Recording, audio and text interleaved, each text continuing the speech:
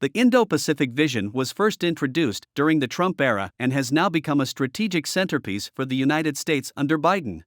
Its objective is to lead the Asian century and strategically outcompete China in reshaping the world order.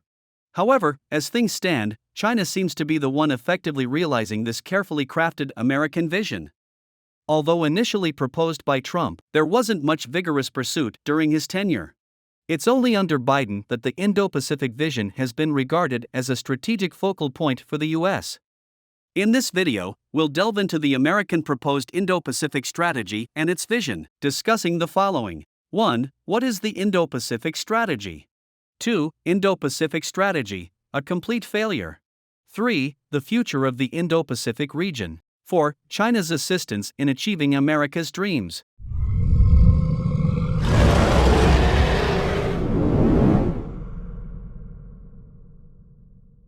The theoretical foundations behind the U.S.'s introduction of the Indo-Pacific strategy rest on two pillars.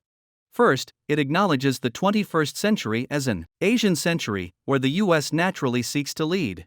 Second, China's increasing influence in the Asia-Pacific region poses a risk of dominance, necessitating U.S. suppression.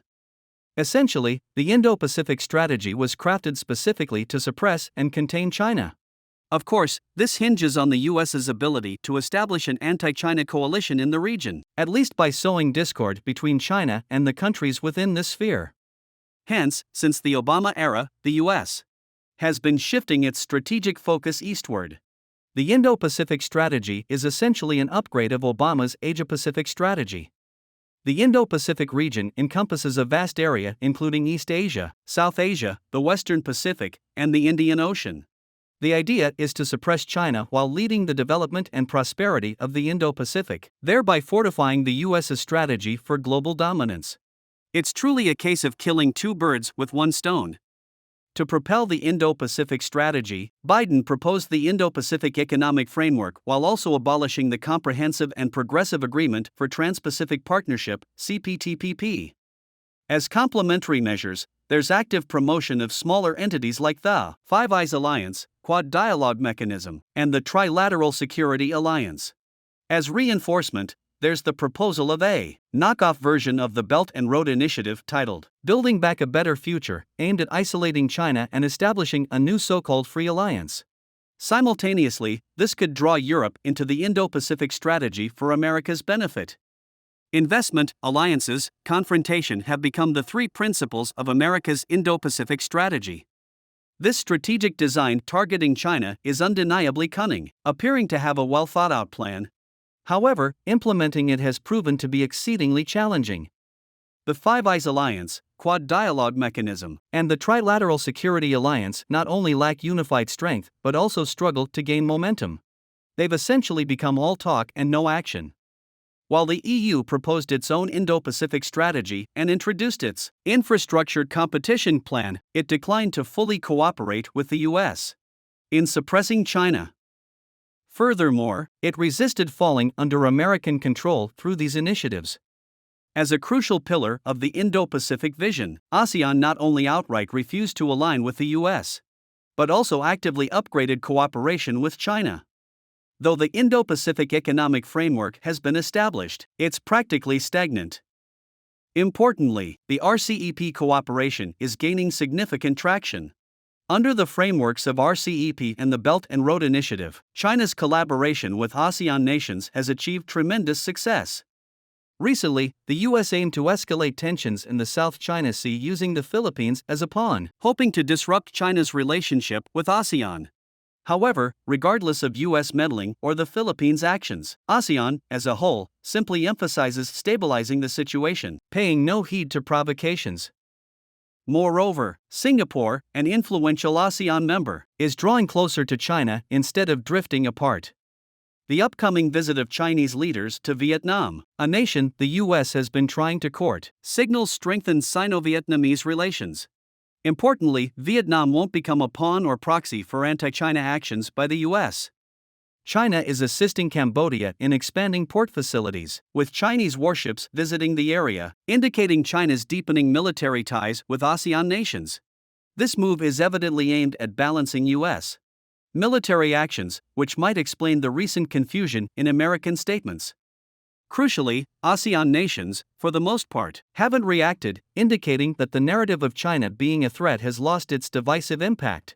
This signals that past concerns and apprehensions among ASEAN countries about China have largely dissipated, paving the way for accelerated cooperation. ASEAN stands as China's largest trading partner, which is extremely vital for China amid the US's rush to contain it. It stabilizes China's external trade foundation. India stands as another crucial pillar in the US's Indo-Pacific strategy. Despite existing rifts between China and India, trade between the two nations is rapidly growing, and the border situation remains relatively stable. Most importantly, India not only disregards U.S. opposition to its active collaboration with Russia but also remains cautious about U.S. interference in South Asia and the Indian Ocean. This strategic support point evidently lacks the strength needed to sustain the U.S.'s agenda. Despite U.S. diplomatic offensives in the South Pacific island nations, these nations are actively developing relations with China at the same time. Australia is actively working to mend relations with China, while New Zealand maintains relatively good cooperative ties with China. The U.S.'s attempts to oust China from the South Pacific are not as straightforward as they may seem. This strategic support point in the South Pacific is equally challenging to entirely sustain. Although the U.S. aims to court Central Asian nations, their relations with China are deepening by the day.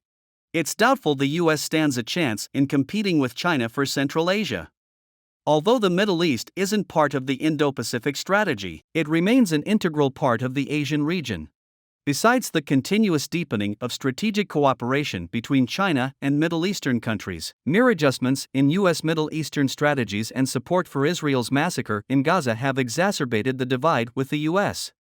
Across the entire Indo-Asia-Pacific region, currently, only Japan and South Korea steadfastly align with the U.S. Yet, even these two countries are eager to engage in dialogue and ease tensions with China. To compete with the U.S. on a global scale, stabilizing the Indo-Asia-Pacific region is paramount. However, America's aspiration to shape its dominance in the Asian century seems to have no clear direction. It could be said that it's losing its competitive edge against China. Currently, the economic outlook in the Asia-Pacific region appears highly promising. The majority of Indo-Pacific countries adopt neutral or balanced diplomatic stances and are actively working to elevate their cooperation with China. The 21st century, being Asia's century, is no mere rhetoric. Asia, historically lagging behind, is experiencing an overall rise, largely propelled by China's rapid development and progress. As Western countries, led by the U.S., face significant drain and constraints due to conflicts like the Ukraine war and the situation in Afghanistan, the risks of U.S. decline loom large. Additionally, Europe's economic challenges are exacerbating. This renders both the U.S. and Europe incapable of deeply intervening or influencing the direction of the Indo-Pacific situation. Their desires to disrupt are hard to fulfill. Precisely because the U.S. and its Western allies are significantly strained, the relatively stable Asia-Pacific region can concentrate on its cooperative development more devotedly. Stability facilitates better development, and development naturally brings about greater stability. This forms a beneficial cycle of mutual cooperation, a fact well understood by countries within the region. In contrast to the past, where Asia-Pacific cooperation primarily focused on low-end sectors, China's substantial advancements in high-tech sectors ensure an upgrade in the region's economy.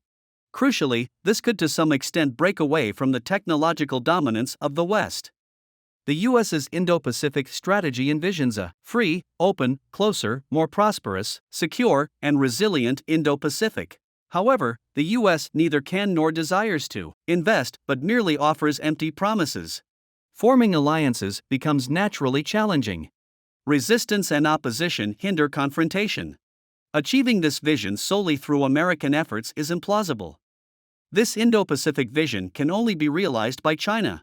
Freedom, openness, inclusiveness, equality, and mutual benefit align with China's advocated cooperative governance. Achieving shared prosperity and establishing a community of shared destiny are China's natural goals. Inclusiveness, equality, and mutual benefit represent the significant differences between China and the U.S. While the US aims to lead Asia by suppressing China, the ultimate consequence is creating confrontation that disrupts cooperation, an outcome unacceptable to regional nations. Due to the impure or even malicious intentions behind America's actions, China emerges as the top choice for regional cooperation among neighboring countries. The vision depicted by the US can only be propelled and achieved by China. RCEP, Belt and Road Initiative, BRICS mechanisms, China's bilateral and multilateral cooperation with Southeast Asia, Central Asia, West Asia, as well as countries in the Western and South Pacific, is continuously strengthening. Amid severe disruptions in global industrial and supply chains, these cooperative mechanisms and platforms serve as vital tools for Asian prosperity. While the US is preoccupied with warfare and Europe grapples with dilemmas, they hardly prioritize cooperation with Asian countries. Thus, the Indo-Pacific vision outlined by the US can only be realized through China's efforts. This is the end of this video. Thank you for watching.